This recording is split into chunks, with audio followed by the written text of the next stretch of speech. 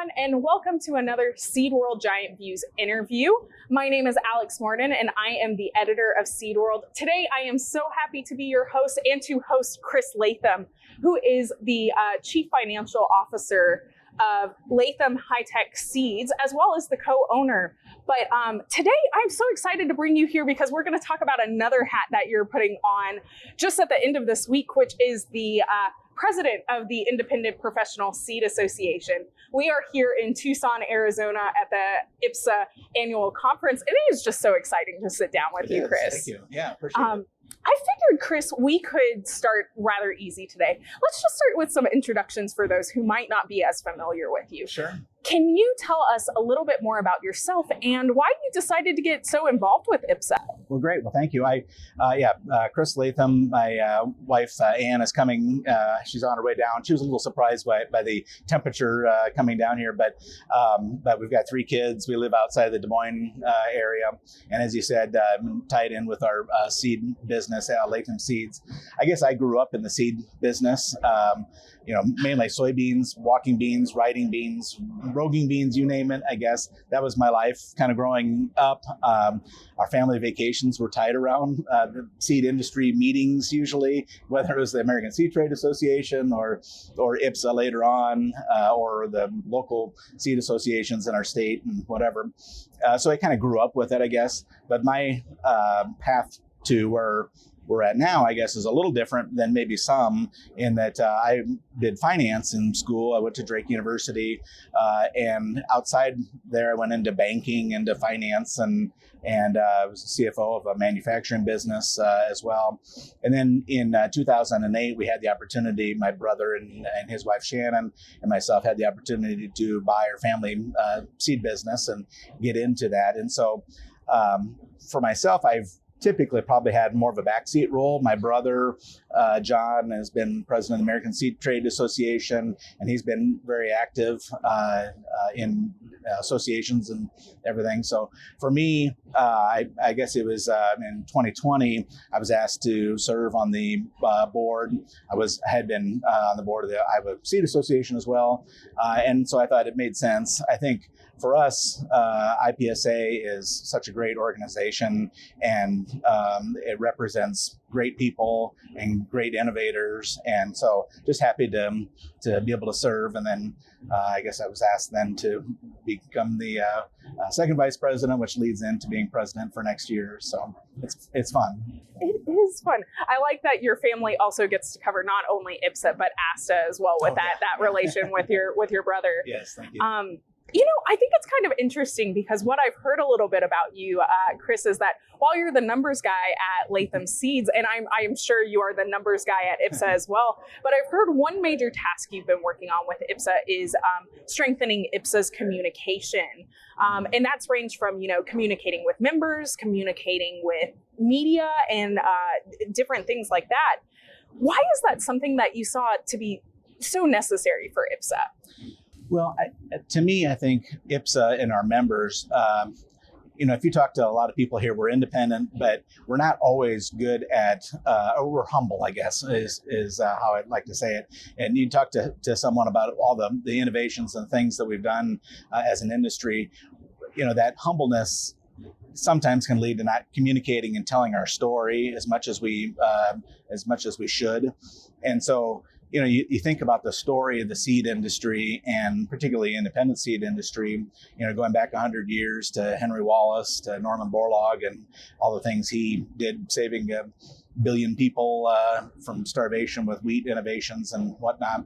That's not all just in the independent space, but it is the seed industry. And with urbanization of America and the world and everything else, there's fewer and fewer people that can tell that story. And so what a great organization like IPSA to be able to stand up, tell our story, and advocate for innovations and the free market and all the things that we represent, and we want viability for the future, not only for us but for our customers. And if we're not part of that and active in that and helping to tell that story, we're not doing ourselves justice, and we're not doing our customers justice by creating those innovations. So to me, I think it's important to step up and communicate.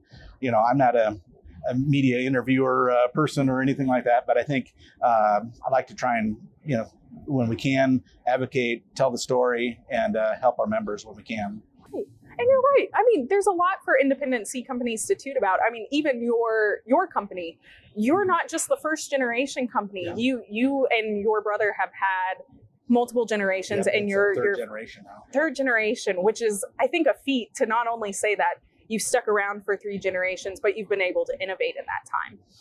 Yeah, we think so, and we're hopefully working on our 4th generation. My nephew Ian, John Shannon's son, is here also.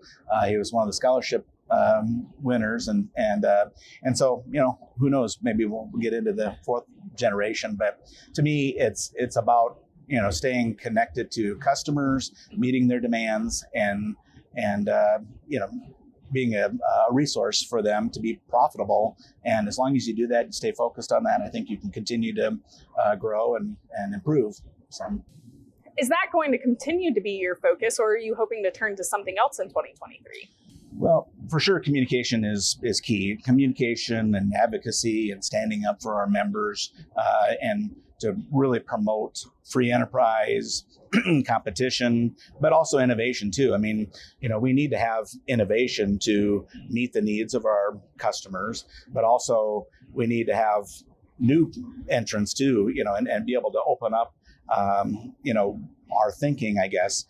Back in college, I remember an old article called "Marketing Myopia," and it's an old article from probably the 1960s, but there's been reiterations since then. And in that article, I remember vividly that it talks about that industries and companies sometimes need to be able to redefine their markets. And, we were probably guilty at times in the seed industry of looking at just traits and genetics and selling the seed and moving forward. But in the end, the truly the deliverable and the value add that we add is delivering profitable seed and delivering on trust to our customers.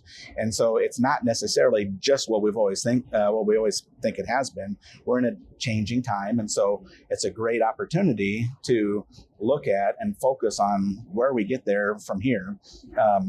I know the world population is increasing by 2 billion people here in the next 30 years. And so somehow we've got to look at and say, how do we feed and fuel the world for the future? And it's got to come from innovation, but not only innovation, but also free market, where we as independent companies can come together and create that exchange and make the connections between customers and that innovation that's out there. So I guess looking to the future, it's got to be a combination of both that intellectual property, the innovation, the investment, but also free markets to allow the best ones to come forward, and frankly, to fund the investments that go into seed technology. Sure. No, I think that makes a lot of sense, especially you mentioned the growing population. I know in November, they just announced that we hit 8 billion people, which means it's now January. We have probably increased since then. So it's becoming a more imperative thing to talk about. Yep. As you step into your presidential role here in a couple of days, what do you see as the biggest challenge for IPSA and independence right now? Well, I think the biggest challenge, is the free market piece, the innovations, making sure that everyone has a say and a role, and we can help shape that. I mean, going back to kind of telling that story, not only do we need to tell this story, but hopefully we can help drive the story and the narrative for the future, and show why we as independent companies are important to the marketplace. Sometimes it's easy for people in the city or in politics or whatever to say, oh, well, that independent seed space, we did away with independent hardware stores and grocery stores a long time ago, but there's big multinational companies there, and that's all fine. But I think we're unique and we're different in that we have our ear to the ground, so to speak, to know what farmers want, what the innovations are out there, and how to connect those. Because we're not just a month by month type company. We have our planning goes out 2 years, and we take the risks and we of inventory, take the risks of getting the seed delivered, build the trust with our customers, and that doesn't always happen. And if on the hardware store with Home Depot and others, and without us as independent companies, I just worry that we're not going to be able to grow the yields and increase profitability for our farmers. Peter Zahan, that's here, and I can't wait to hear his speech, but in his book, which I read, it's a big book, but he talks a lot about agriculture. And what did he say? By 2030, he thinks that we need to be able to double our yields while decreasing our fuel and other fertilizer inputs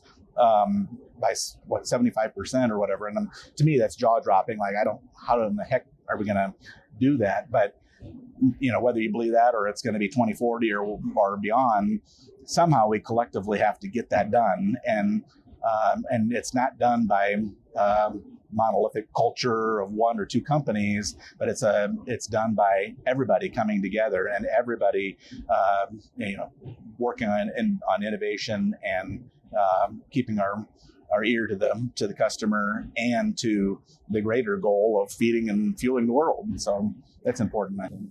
Absolutely. And those are some hefty goals to achieve within the next 7 years. Yes. So it'll be interesting to see how it all pans out. But those are some challenges for sure for independence. What's something you're hoping to achieve in your presidency this year?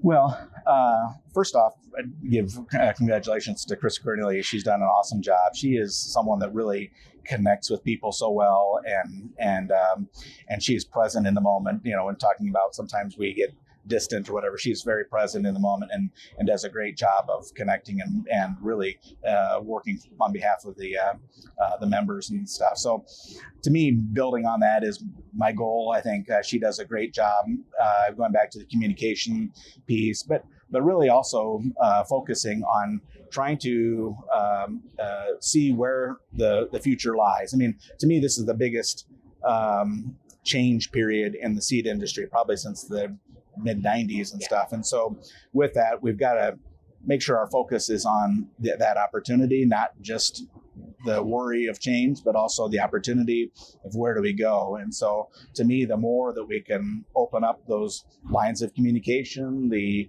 technology providers, and make those connections and give our members opportunities for the future, that's where we're going to succeed. And so to me, it's a continuation of everything that we're doing, but also just advancing that and making sure that we're communicating and connecting those dots between future providers, existing providers, and ultimately meeting the goals of farmers and the greater consumer, I guess.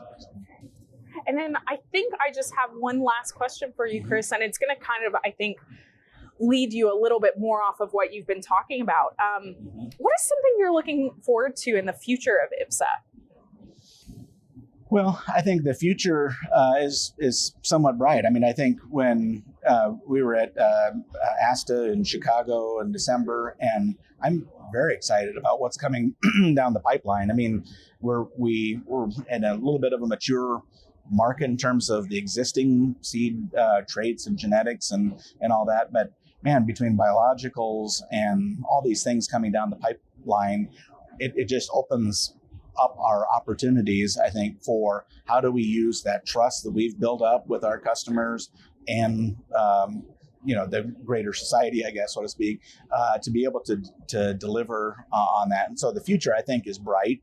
It's just that you kind of have to be able to get through the challenges that we currently have and bridge them to that future and make sure that that we're on a clear path to success in the future for all of our members, because it's a great organization, great people, and so I'm just proud to be able to have a seat at the table and maybe help out a little bit.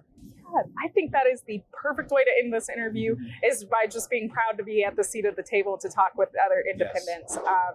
Thank you so much again, Chris, for joining me. And to everyone at home who was watching this interview, thank you so much for watching. We hope you enjoyed it, and hopefully you learned some interesting things on what's on the horizon for independent seed companies in 2023 and beyond, because we talked all the way to 2050 and 2030. Be sure to watch out for more Giant View interviews that will come out during the Independent Professional Seed Association's annual conference, and we'll see you soon. Thanks, everyone. Bye-bye.